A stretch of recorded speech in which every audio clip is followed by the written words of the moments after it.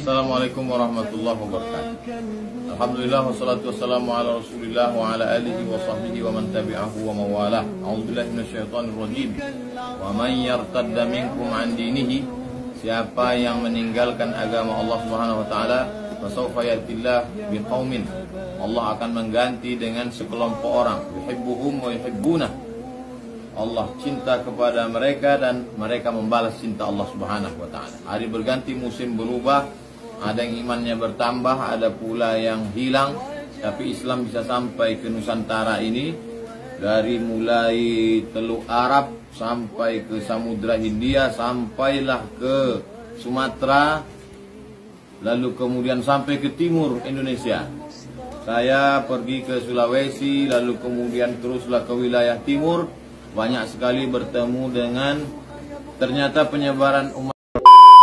Ustadz Abdul Somad beberkan beberapa fakta mengenai guru tua Habib Idrus bin Salim Al-Jufri yang dihina Fuad Pleret sebagai monyet. Fuad Pleret sampai sekarang tidak dipenjara, teman-teman. Mari kita saksikan video ini berikut ini terlebih dahulu. Assalamualaikum warahmatullahi wabarakatuh. Alhamdulillah wassalatu wassalamu ala Rasulillah wa ala alihi wa sahbihi wa man tabi'ahu wa mawalah. A'udzubillahi minasyaitonir rajim.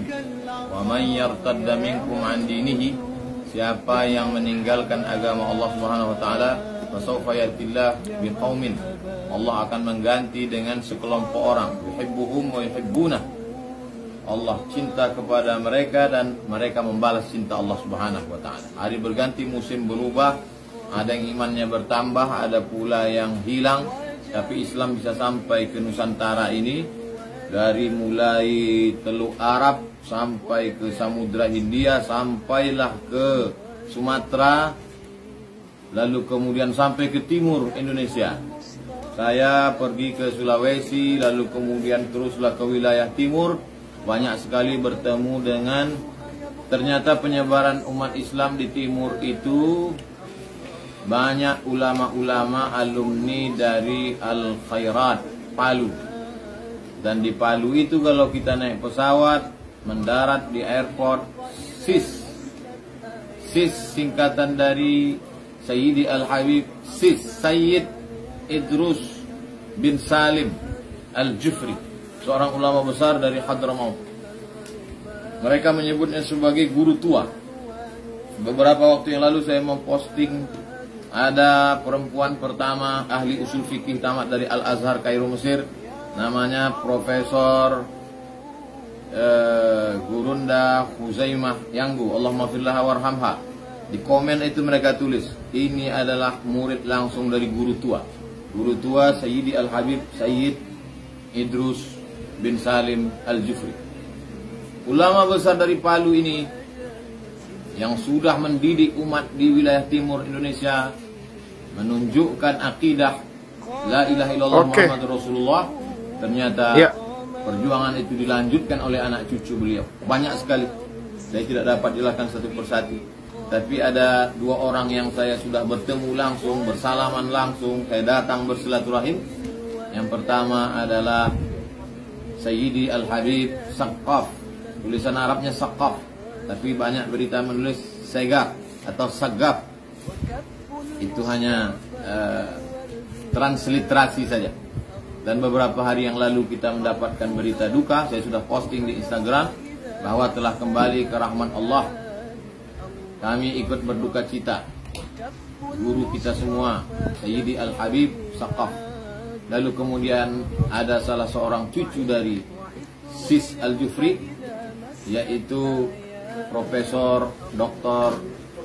Sayyid Salim Al-Habib Salim Saqqaf Al-Jufri, masih di Jakarta. Saya alhamdulillah masih menyambung silaturahim dengan beliau. Saya ikut berduka cita. Setidaknya ada beberapa pelajaran penting. Saya ringkas menjadi 3 pelajaran. Yang pertama, bahwa ternyata kalau kita berbuat baik, menyebarkan agama Allah, anak cucu kita pun insya Allah salah satu dari mereka atau semuanya akan dijadikan Allah juga sebagai da'iyan ilallah, menjadi mengajak orang ke jalan Allah, wasirajam munira, menjadi cahaya terang benderang. Terang benderang wilayah timur Indonesia, dari mulai Sulawesi sampai ke terus sampai ke Papua dengan alumni-alumni Al-Khairat. Ya.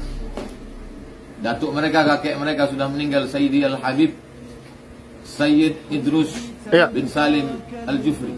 Tapi cucu-cucunya sampai hari ini menerangi Indonesia.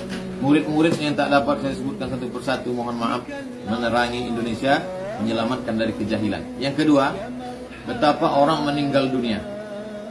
Setelah meninggal habis semua. Yang tinggal pusara. Kitab-kitabnya, iya kalau disimpan di perpustakaan.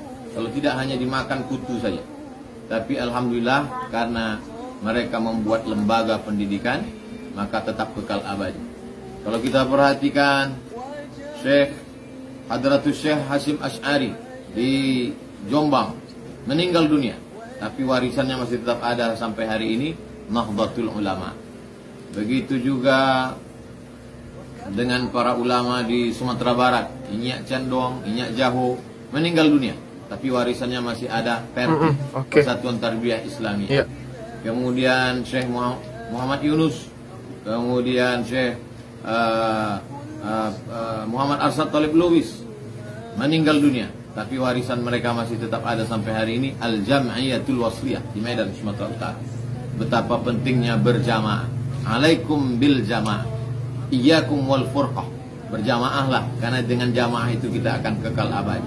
Nahdlatul Ulama, Jam'iyah Al-Muhammadiyah yang didirikan oleh Kiai Ahmad Dahlan, kemudian Persatuan Tarbiyah Islamiyah yang besar di Sumatera Barat, di Aceh, di Riau, kemudian Al-Jam'iyatul Wasliyah di Sumatera bagian utara, dan yang lain-lain tak dapat saya sebutkan.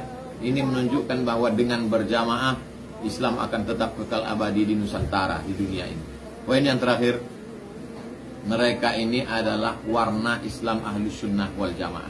Akidahnya Imam Abul Hasan Al-Asy'ari, fikihnya bermazhab 4 mazhab, Hanafi, Maliki, Syafi'i, Hambali. Mereka memilih mazhab Syafi'i dengan tetap menghormati 3 mazhab. Dan tasawufnya tasawuf Sunni, Imam Junaid Al-Baghdadi. Itulah ciri khas, walaupun mereka berbeda.